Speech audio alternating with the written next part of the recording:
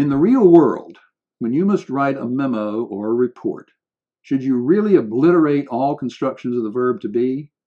Should you forever abolish the passive voice from your vocabulary? Should you banish the progressive tense to the ash bin of history? No, you should not. But I urge you to try using E' as an exercise. When you sit down and put fingers to keyboard, try to write that first sentence without any B's. Then try for a second sentence. Try for a paragraph. Try for a page. And to exercise your newly found verb-based muscles, go ahead and try to write an entire paper without using any be verbs.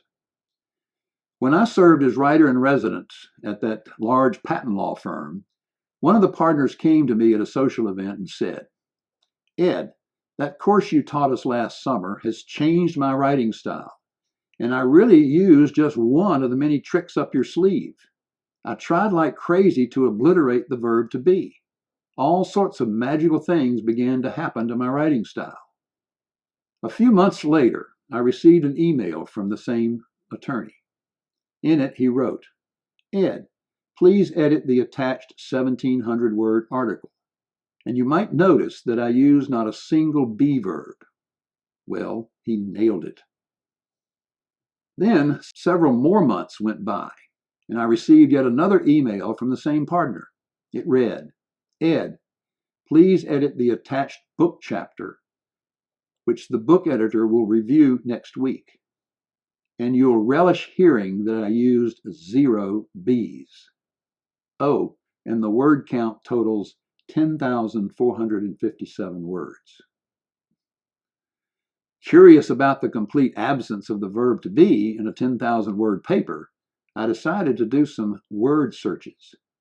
I performed 8 searches for the 8 be words: am, is, are, was, were, been, being, and be. Holy cow, I thought, when these 8 searches came up empty. Then I thought, maybe he followed other advice I give in my writing courses. Fear not the contraction.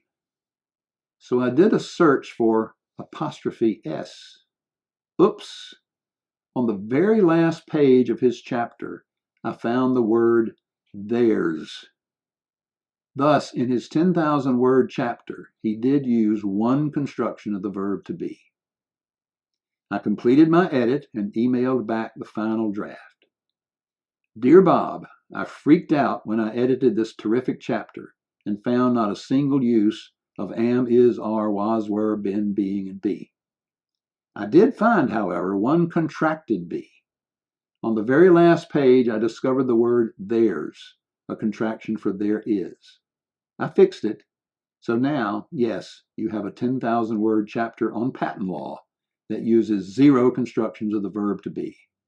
A most impressive feat. Best of luck with the new book." Now imagine writing a 10,457-word chapter on patent law without using a single construction of the verb to be. The mind boggles. But you don't have to go this far. Just use E' as an exercise to strengthen your writing muscles. All sorts of good things will come to pass. After all, if you abolish the verb to be, you simultaneously forbid any use of the passive voice. And despite what most courses on writing will tell you, it makes no sense to abolish the passive voice. We'll treat that topic next in section 6 of Write Better Right Now. In that section, you'll learn all about the passive voice. You'll also learn about the situations where one should use the passive voice, or perhaps I should say, you'll learn about situations where the passive voice is preferred. There, I just used the passive construction, is preferred. This lecture uses 3,260 words. In it, I avoided using any construction of the verb to be. I provided bonus handout number 11, which has a complete transcript of this lecture. At its end, I've provided an alphabetical list of the verbs I used. When you have the time, look over the transcript, check out the listing of verbs, and then send this handout to your friends, significant others, bosses, and colleagues.